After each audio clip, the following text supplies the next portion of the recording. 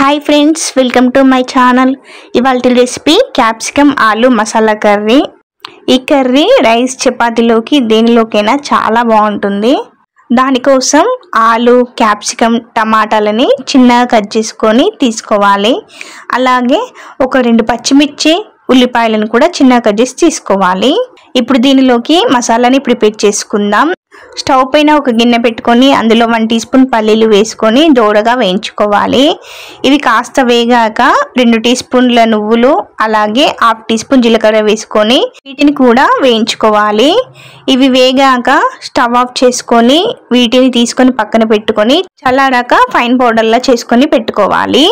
ఇప్పుడు ఇదే పాన్ లో 2 టీ స్పూన్ల ఆయిల్ వేసుకొని ఆయిల్ కొంచెం వేడయ్యాక కట్ చేసుకున్న పచ్చిమిర్చి అలాగే ఉల్లిపాయ ముక్కలని వేసుకొని కాసేపు ఫ్రై చేసుకోవాలి। దీనిలో కట్ చేసుకున్న బంగాళదుంప ముక్కలని వేసి కాసేపు ఫ్రై చేసుకోవాలి। ఇప్పుడు దీనిలో 1/2 టీ స్పూన్ అల్లం అలాగే పసుపుని వేసి ఒకసారి బాగా కలుపుకోవాలి।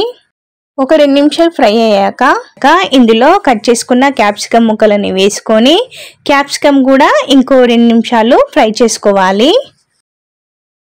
ఇలా ఫ్రై చేసుకున్నాక ఇప్పుడు దీనిలో చిన్నగా కట్ చేసుకున్న టమాటా ముక్కలని యాడ్ చేసుకోవాలి।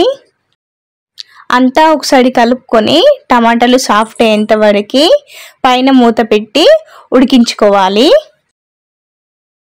ఇలా టమాటాలు సాఫ్ట్ అయ్యాక ఇప్పుడు దీనిలో 2 టీ స్పూన్ల కారం అలాగే 1 teaspoon salt 1/2 teaspoon ధనియాల పొడి వేసుకోవాలి। అంతా ఒకసారి బాగా కలుపుకొని పైన మూత పెట్టి మీడియం ఫ్లేమ్ లో కాసేపు కుక్ చేసుకోవాలి। ఇలా ఆయిల్ సెపరేట్ అయ్యేంత వరకు దీనిని కుక్ చేసుకోవాలి। అంతా ఒకసారి బాగా కలుపుకొని దీనిలో పౌడర్ చేసుకున్న పల్లీల నువ్వుల పొడిని ఇందులో వేసుకోవాలి। ఇప్పుడు దీనిలో గ్రేవీ కోసం సరిపడా వాటర్ ని యాడ్ చేసుకోవాలి। అంతా ఒకసారి బాగా కలుపుకొని ఇప్పుడు దీనిని కనీసం ఒక 4 నుంచి 5 నిమిషాల వరకు కుక్ చేసుకోవాలి। 5 నిమిషాల తర్వాత చూసారా ఎంత చక్కగా ఉడికిందో। మీకు సరిగా ఉడకకపోతే ఇంకో 2-3 నిమిషాలు ఉడకబెట్టుకోవచ్చు। ఫైనల్ గా ఇప్పుడు ఇందులో కొత్తిమీరని యాడ్ చేసుకోవాలి। ఒకసారి బాగా కలుపుకోవాలి।